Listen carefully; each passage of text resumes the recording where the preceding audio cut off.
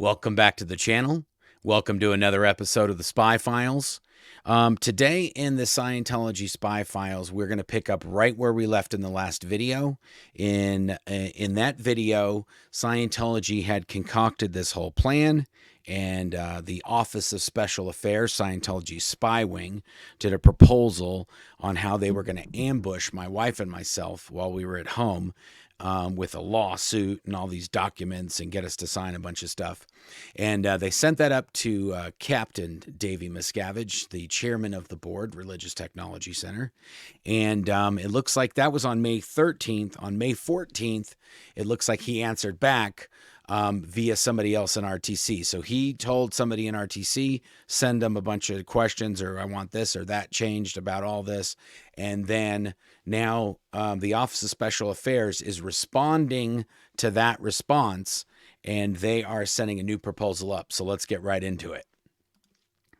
So this next document is from May 15th. Here, let me just put on my screens. There we go. So it's May 15th, 2006. It's to the Deputy Inspector General Legal Affairs, RTC, and this document is going via the Deputy Commanding Officer for the External Affairs, OSA Int, and that it says that person has checked this, and then the Investigations Chief, OSA Int, has checked it off as well, and this is from the External Security Chief, OSA Int, Kirsten. I don't even know what her current name is. I think it's Kirsten Pedersen, but it was Kirsten Catano at this time, and now the last report was sent directly to WDC OSA, which was Mike Rinder at the time, and they CC'd the commanding officer, OSA Int. Now this one is just CCing Mike, so it's going past Mike now, going straight to RTC. So this denotes in this that David Miscavige is now dealing with this, and RTC is now dealing with this. And so they're now answering, the Office of Special Affairs is now answering right back to RTC.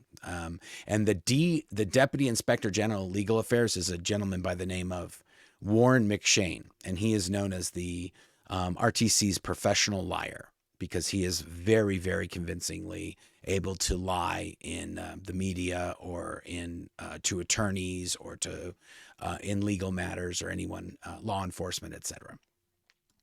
Okay, so it says outline. Dear sir, here is the revised outline has gone over. So obviously they've discussed it. Here is the revised outline has gone over. Mark came to LA from Kansas in August 2005 and Claire in September 2005. I don't think that's exactly correct, but whatever. This is okay. Much love, Kirsten. Okay, and then let's go to the next page.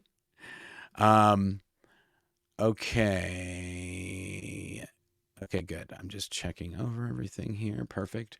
Okay, and so the next page says, May 15th, 2006, outline, Headley handling.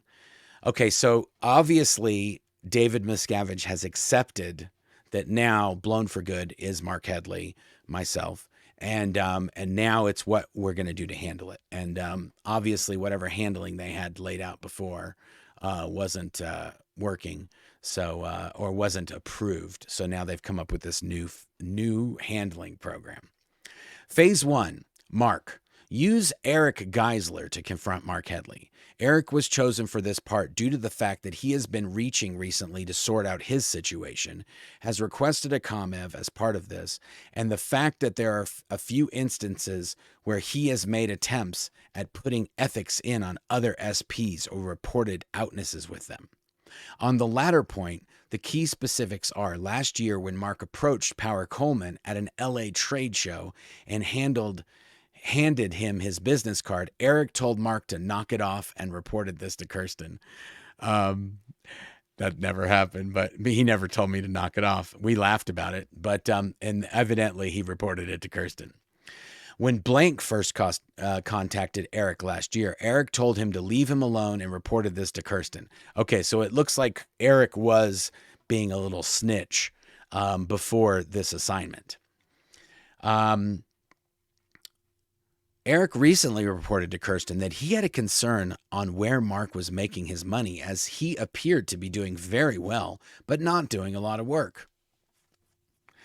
Erick has also been maintaining a social line with Claire, so could also be used later in phase 2 to handle Claire. Ooh. Plan. Kirsten will have Erick Geisler come to the HGB, where she will R-factor him that there is something she needs to brief him on and that he needs to assist in handling as part of sorting out his own scene with the church. R-factor just means to brief somebody. In Scientology, it means reality factor. It's a weird thing, but it's basically when you predetermine what you're going to tell somebody ahead of time, and that's the R-factor, the briefing you're going to give them.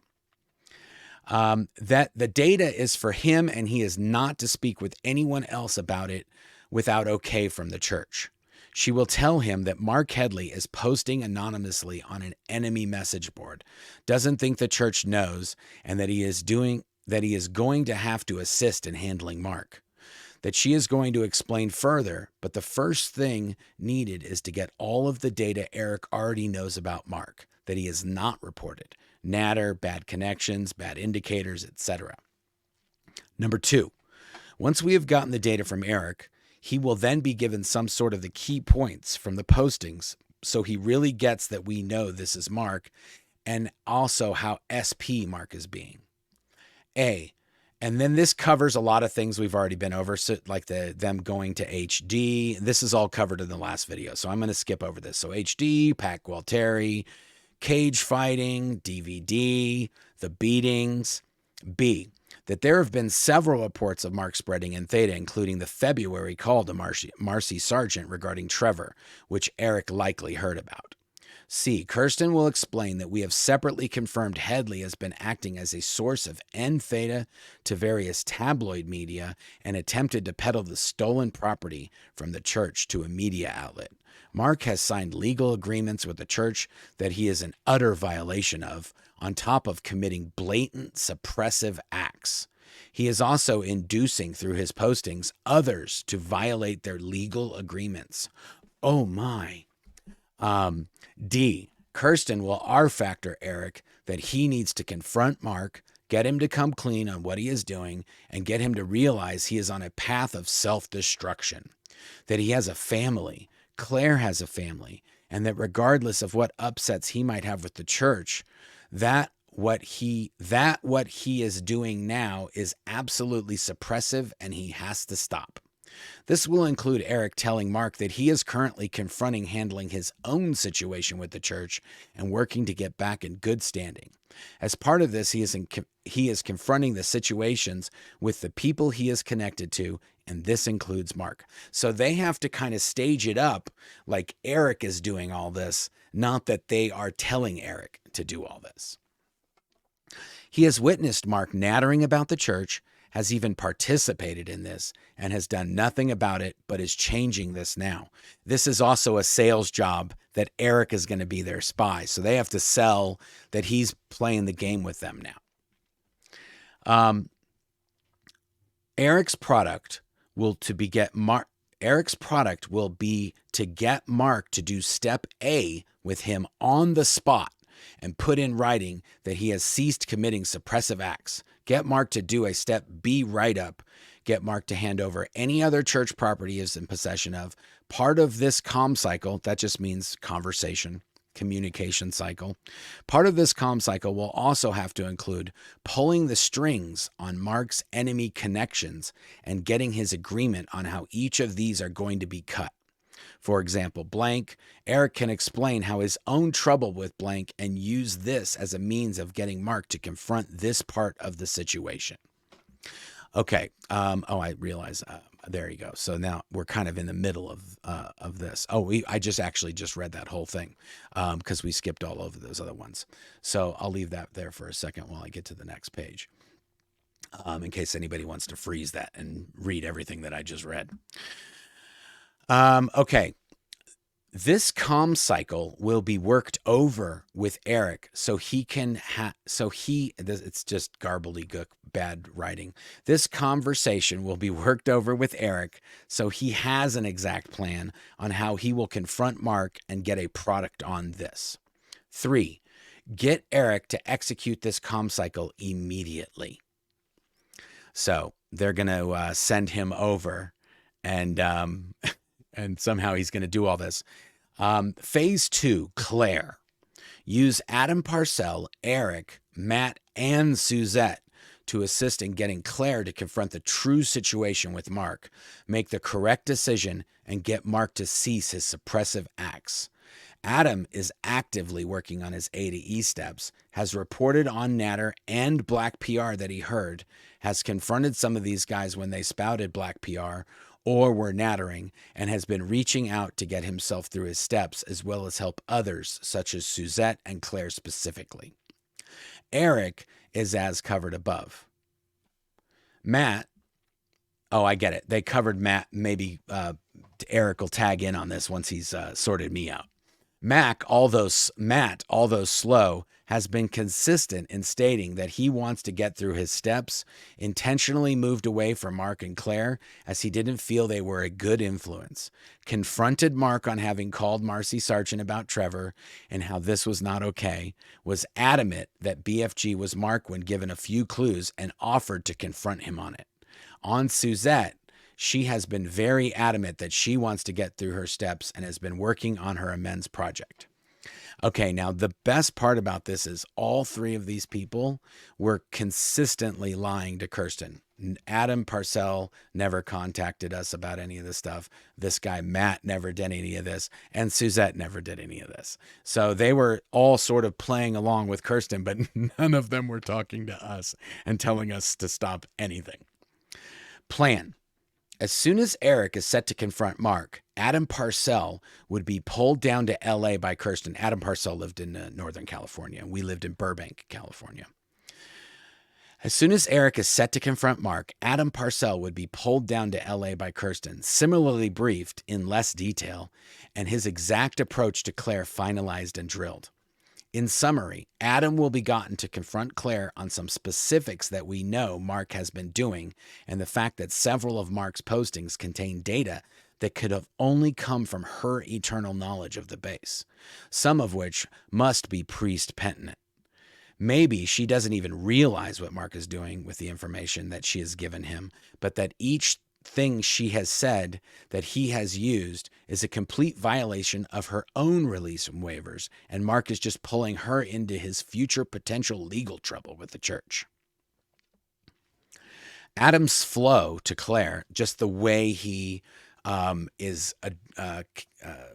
kind of the angle of his conversation. Adam's flow to Claire will be that he thought and still thinks that she wants to get through her steps, wants her family to meet her child, that is not too late, but she has gotten to come up out of being completely PTS. That's a potential trouble source. A potential trouble source is anyone who is connected to an SP. So if you're living with one and married to one, you're definitely connected to one. Come out of being completely PTS and get Marc under control before he wrecks things for both of them. That he and Erick will help, but she has to put an end to this and get Marc to see that no matter what upsets they may have had with the church, going into battle with the church is not going to result in anything. Let's flip the page. It's not going to result in anything but trouble for them. The exact way this is done and timing of it will be finalized after the initial confrontation with Marc. Adam will finalize with Claire what she is going to do with Marc exactly and how. Adam and Erick can do this with her if needed. Kirsten then gets Matt and Suzette into OSA Int to be further R-factored regarding the situation with Marc, and 8C them to cut their line with the Headleys. 8C just means to control somebody. And control them to cut their line with the Headleys as part of their own A to E steps, with the message that they need to cease their suppressive acts against the church and get on their A to E steps. And if you don't remember from the earlier documents, the A to E steps are if you're kicked out or you're declared a suppressive, you have to do these steps A through E to get back into the church. And step A is to stop doing SP acts. And then to B is to write up that you stopped doing SPX and how you did that. And then it goes through. And one of those steps is us paying them $160,000 in cash for our freeloader debts. And we were already declared suppressives a year before this, and they didn't give a toot until we started leaking stuff. Okay, with the message. Yeah. Okay, good. Number 3, based on the results of the meetings with Marc and Claire, the exact next actions will be worked out, which will including getting Claire to confront Marc with Erick and Adam if needed. Later, get Claire and Marc to meet with Kirsten to nail down how they will get through their ADE steps, handle the questions on the freeloader debt, etc., and get them moving on their steps. Okay, so obviously, this plan failed utterly because here we are today. And this girl, Kirsten Catano, this woman, Kirsten Catano, that works at OSA Int, every single YouTuber that you see on YouTube right now, part of the SPTV networks, that is her problem. Like, she is the reason those people exist. And also, if you've been paying attention to these spy files, a lot of the people that you see on SPTV were people that we were talking to back at this time. Jeff Hawkins, obviously Amy Scobie and Matt Pesh, and all these guys were around when we were doing all this stuff, and we were meeting with them and explaining, oh, these guys are criminals and there's nothing you can do. There's nothing Scientology can do to you for talking about stuff that was illegal that happened in Scientology, and specifically at the international headquarters. Okay, now the next document we're going to bring up is they revised the complaint. There was a complaint in that last document, which was really just a fuddy-duddy document that didn't, it was just a complaint for the sake of having a complaint. They were going to actually file the complaint. But the reason why I wanted to show you guys this is because this has what was ordered from David Miscavige through the director of the Deputy Inspector General for whatever the hell it was in RTC. And it's going back to WDC OSA and CCing OSA Int on the changes that were done. And this was attached to that last document we read. So this is, it's from the Deputy Commanding Officer External OSA Int, CCing OSA Int. It's to WDC OSA. It's on 15 May, and the date is wrong again. For some reason, they get really, they struggle with the year. So it says 05. Even though this all took place in 06. And this document is attached to an 06 document. So, of the same day, 15 May. Headley complaint. Dear sir, what was ordered? You wrote, thanks for the draft complaint. See additions. Get these input. See notes where case sites are needed. Get these cases found/added. See prayer of relief section. Liquidated damages. Get this fixed. Handle anything else needed. Get me this complaint back right away. Attached is the revised lawsuit. What was done? This is like a compliance report within the C organization. So if somebody orders something, you say what was ordered, what was done, and then you have to show evidence of that. So what was ordered? We read all that. What was done? The edits you made have been added in. Cases were found that fit the circumstances and have been added. On the liquidated damages, $500,000. This was added into the prayer for relief. You asked if there was any legal reason not to. The only legal consideration is that the amount, $500,000 per breach, is so high. It would not be enforced by a court. This point has been brought up in the past by Drescher. That's one of their in-house attorneys. I think his name is Bill Drescher. Which is why our current confidentiality agreements have liquidated damages of $20,000 per breach. This suit was initially drafted primarily for the impact it would have in confronting MH. And in the case, the $500,000 liquid damages has considerable impact. However, if actually filed, it is more likely we would adjust this and sue for damages according to proof. Much love, Linda. Okay, so again, we're seeing all this. This is a bullshit document. This is for me. This is not for a court. This is not for any attorneys.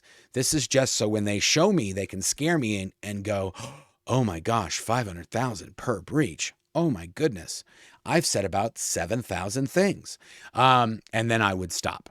And then there's some notes here. Oh, it just says complaint for, and then it has the it's tiny, so I can barely read it. So I'll just go to the next page. The reason I want to show you this is because there's some amazing lies in this document that are not even about me. They're just completely insane nonsense. I wish I could pull up this this note. Get me the complaint. Oh, this is the same. This is the same thing we read. What they did, I think, is they're just adding. It's saying here's the additions. Okay, so Church of Scientology, Marc Headley, and Doe's 1 through 25. Superior Court of the State. Okay, all this is all just whatever. Okay, then, okay, good. Here we go. This is amazing. Okay, so they put in all this other stuff, and then they say plaintiff Church of Scientology and who it is, but this is what got added by David Miscavige and RTC. Or Mike or whoever. They added that CSI, Church of Scientology International, is a fully tax-exempt religious organization under both federal and California law, is the mother church. And then this is what they added. Of the worldwide Scientology religion, which consists of over 6,000 churches, missions, and affiliated religious organizations, and an international membership of more than 10 million people. Have you got to be kidding me? They've got about 200 organizations with about 25,000 people. And this is another thing that they do is in complaints and in responses to legal actions, they fill it with all this puff, with all this fluff that then gets reported and documented, and it becomes fact, even though it's completely bullshit. It says where I live, and then the next page, I'm just going to skip through. Okay, good. Here we go. So number 7. Okay, so I'm going to skip through the document to number 7. Okay, and then it says from approximately May 31, 1990. Oh, yeah, look at that. That's a good date right there. From approximately 31 May 1990 to January 4, 2005, Defendant Headley was employed by CSI at its Golden Era Productions division. Golden Era was responsible for this, Okay. Headley, who joined the church's staff at a young age, 15, was subsequently given extensive, invaluable training in digital technology. Not true, especially in its applications in the audio-visual field. Not true. This training allowed Headley, upon leaving the church's employ, to start and maintain his own high-tech company, Mode, that specializes in audio-visual media applications. Headley, like the others, so this was all added by David Miscavige or somebody in RTC. Okay, then it says Headley, like other staff, was entrusted with confidential information. Nonsense. Okay, here, there's another edit down here. Okay, poopity poop. Okay. Headley abruptly left his employment with CSI on or about January 4th. On information and belief, he took with him one or more digital recordings. Not true. The sole property of Golden Era. Headley took this material secretly and in complete violations of a crew. Not true. When I left, I didn't take a thing except for some clothes. I didn't have any photos. I didn't have any disk drives. And this is a fun note. Before I left, and I don't know if I've ever told this in a live video or not, or if I've ever told this publicly, but before I left, I had access, somebody who wasn't an executive or wasn't high at all, as Scientology says. I had access to all of David Miscavige's personal photos and his photo library and media library. And before I left, I had a really big thumb drive, and I just copied him and Tom Cruise at Real Madrid games in Europe with David Beckham, and snowmobiling in Alaska, and a bunch of underwater and shots of them on yachts and stuff. I was just copying all that stuff to this thumb drive. This might be useful in the future. And when I left that drive on the ironing board in my room when I left. I didn't even take it. Anyway, that would have been amazing. But now, Too bad, so sad. As detailed in number 16, his sudden departure. Oh, so they basically think that I took it. And they also say his sudden departure from the church. It says form the church. They can't even keep their own legal documents typo free. Employee coincided with the discovery that he was selling CSI-owned equipment on eBay for his own financial benefit, even though I had a whole proposal approved that I was doing it for them. And they have all the money from it. So that doesn't really hold up at all. Okay, let's go down to the next one.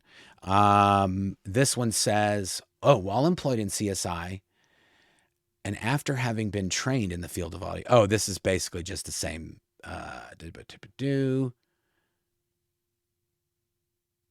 Yeah, this is where they say, I'm going to have to give him a whole bunch of money. And due to his position as director of systems, Headley had access to audio and video equipment which belonged to CSI. Headley took some of the equipment. No, it was sent to me, including several projectors into his possession. I lived and worked at their property, where my possession was there at the property, and sold the equipment over the internet. When the church became aware of this, no, they already knew that. Deposited the proceeds of the sales into his personal account, totaling approximately $15,000. Okay. Oh, wait. And theft. Oh, it just said same thing. And approximately $1,759 of the known proceeds of these sales were never returned. That was the tax and shipping for selling all the stuff on eBay. The full extent. And also, they never filed anything. There was never a police report. They never did a single thing up until this time right now. So as soon as they find out that it's me, then now all this stuff is drummed up and dredged up. Up until this point, they had done nothing. We left, and I told them to go fuck themselves and their $160K they wanted for a freeloader bill, and that was the end of that. Okay, then we go. That's all this. Oh, they added a case. Okay, the prayer for relief. I get that. Okay. Causes of action, prayer for relief. I'm trying to see if they left. Yeah. So they did change it to $500,000 for not less than 40. Oh, they want 500,000 for 40 separate breaches. Oh, did you guys not get your money? And that's the end of the complaint. That's that there. So yeah, so this is how Scientology does this. They and people should know. There's this Scientology have this sort of reputation for being this very litigious organization. Not really. They threaten litigation. They don't want to get in litigation. If they get called into discovery, they're screwed. So they just want to scare you off with legal threats. They're never going to file it. The last time, right now, it is September 2023. The last time that Scientology sued somebody was Debbie Cook, and I'm just going to look it up here real quick. She was an executive in Florida, and yeah, there you go. She was an executive in Florida, and she sent an email in I want to say it was 2011, like New Year's Eve 2011, and was it 2011? I don't remember. She sent an email out to a whole bunch of Scientologists, and she basically explained that David Miscavige was a maniac, and he was beating people and torturing people and all the stuff that I talk about in my book, Blown for Good Behind the Iron Curtain, that came out in November of 2009. She says a bunch more things that he's doing up there, including corroborating all the things that I said he was doing. And so Scientology sued her for breach of contract. And then when they went into court to discuss the injunction and why they were trying to shut her up, she then told those stories to the court. And all of these things that she was saying were going out in the media. And Scientology wrote her a check. That was the last person they sued. I don't know what they wrote her a check for, but she ain't said nothing since. And the funny thing is that when they wrote her the check, she'd already said anything she could have said. Between the email and the story she told, it was pretty much everything that had already been said about. It was just affirming that was the case. And they wrote her a check just to make sure that she didn't possibly have one more thing in the tank that she could use against them. But the lesson for today is that Scientology threatens legal. They don't do it. They are wimps and they have everything to hide.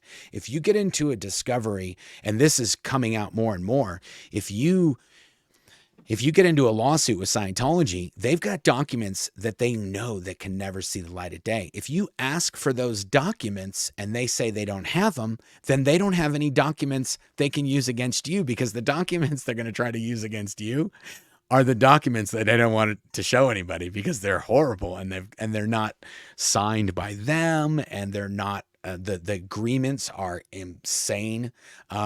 Basically, the agreements that they have you sign, and we may have to do a Spy Files where we just go through a bunch of these agreements. And I want to say that Jeffrey Augustine on his channel has also covered some of these agreements. So they might already have been covered. But yeah, Scientology, this is so to sum it up, they're going to ambush myself and Claire with our friends that we know. And then they're going to get us to sign all these documents, get them to pay them $160,000 for a freeloader debt, and do all of this in exchange for us being able to maybe see our family again, or maybe not, just maybe. I can tell you for a fact, you know who's seeing his family? Adam Parcell. He's seeing his family, his Scientology family. Erick Geisler, been talking to his Scientology mom ever since 2006, because he was a spy for OSA, and that's the deal they made with him. If you spy, we will let you talk to your family. And he did the spying, and he was allowed to talk to his family. Same thing with Adam. Same thing with all these people that we're bringing up in these documents that you're not hearing from today, is because they made a deal with the devil. They would silence other people that are exposing Scientology in exchange for them to be able to talk to their family. And so, I would love to talk to my family. Even today, I think I'd still like to talk to my family. I'm sure Claire'd like to talk to her family. But I think that's selfish of me. If I will be able to talk to my family, and then these criminals can keep perpetuating crimes and destroying families and robbing elderly people of hundreds of thousands of dollars and destroying lives and causing bankruptcies and just a path of destruction, so that I can talk to my mom and my brother and my sister.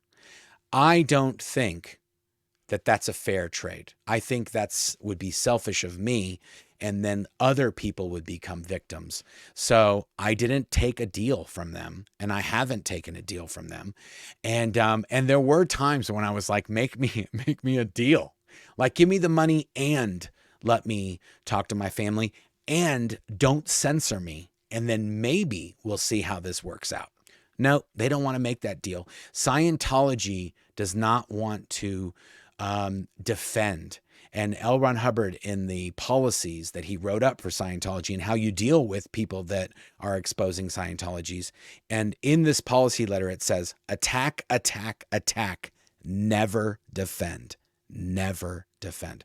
Scientology is never going to admit or try to defend themselves. When they get exposed, they attack. And that's what they're doing right now. If you want to know, I left in January. It said right in the document, I left in January of 2005. Do yourself a favor and Google Marc Headley on Google and see what the top result is. It's a Scientology hate website that they pay Google millions of dollars to. On a regular basis, Scientology is spending millions of dollars to keep all of the hate sites on all of the people that are exposing Scientology as the #1 search result on Scientology. If you type that person, if you type up my name or Leah or Mike or Aaron, the #1 search result you're going to get is Scientology's hate site on us. And that's how Scientology play the game. So that's our episode for today. Thanks for joining us. And we will see you in the next Spy Files, which we're going to get these coming out on a more regular basis. But I hope you enjoyed the episode today. Thank you very much.